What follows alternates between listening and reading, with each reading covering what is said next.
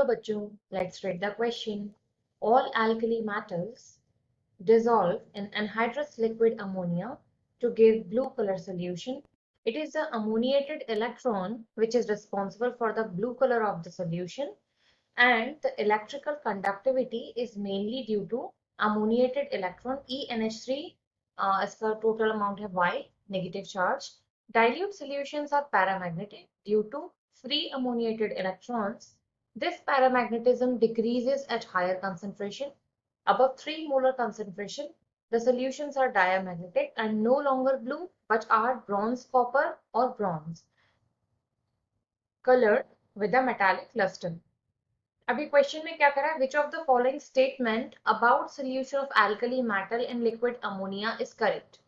ए option कहता है the dilute solution are bad conductor of electricity. B option कहता है both the dilute as well as the concentrated solution are equally paramagnetic in nature. C में हमसे कह रहा है charge transfer is responsible for the blue colour of the solution and D is none of the. तो यहाँ से इस question में हमारा की कंसेप्ट क्या कहता है कि हमें यहाँ पर बात करनी है एल्कली मेटल्स के रिएक्शन की, और ये एल्कली मेटल्स का रिएक्शन हम किससे करा रहे हैं यहाँ पर? लिक्विड अमोनिया के साथ. अब देखो यहाँ पर हम एक चीज जानते हैं कि जब भी हम लोग किसी भी एल्कली मेटल का या उसे लिक्विड अमोनिया में डिसॉल्व करते हैं या हम रिएक्शन कराते हैं, तो हम लोग क्या नोटिस करते हैं कि एक तो हमें वहां पर मिल जाता है अमोनिएटेड एल्कली मेटल, और साथ में हमको वहां पर मिल जाता है एक अमोनिएटेड इलेक्ट्रॉन. ये जो यहाँ पर इलेक्ट्रॉन है ये रिस्पॉन्सिबल होता है चार्ज ट्रांसफर के, क्योंकि जितने भी वहां पर अनपेयर्ड इलेक्ट्रॉन्स रहेंगे, अनपेयर्ड इलेक्ट्रॉन के रहने से क्या होगा वहां पर कि उनका कैरेक्टर, एक मैग्नेटिक कैरेक्टर की बात करें तो वो पैरामैग्नेटिज्म आ जाएगा. क्यों? क्योंकि सबकी स्पिन एक ही डायरेक्शन में होगी.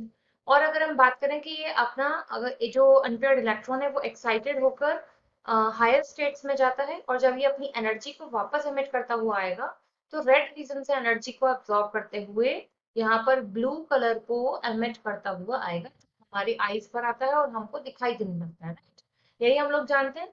अब इसके ऑप्शंस पर आते हैं. यहाँ ये बात कर रहा है हमसे जब एल्कली मेटल को लिक्विड अमोनिया में हम डिसॉल्व करते हैं तो इनमें से कौन सा ऑप्शन यहाँ करेक्ट हो जाता है?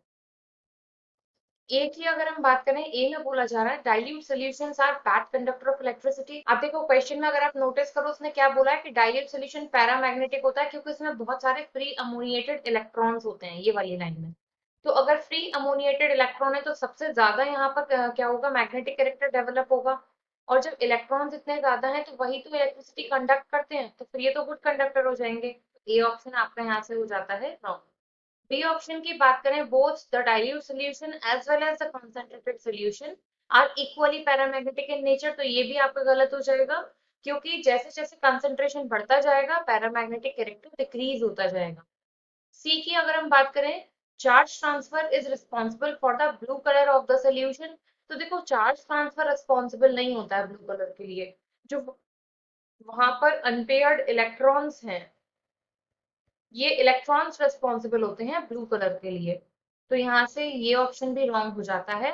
तो हमारा कौन सा आंसर यहाँ से करेक्ट आएगा? D, that is none of these. I hope you understood well. Thank you.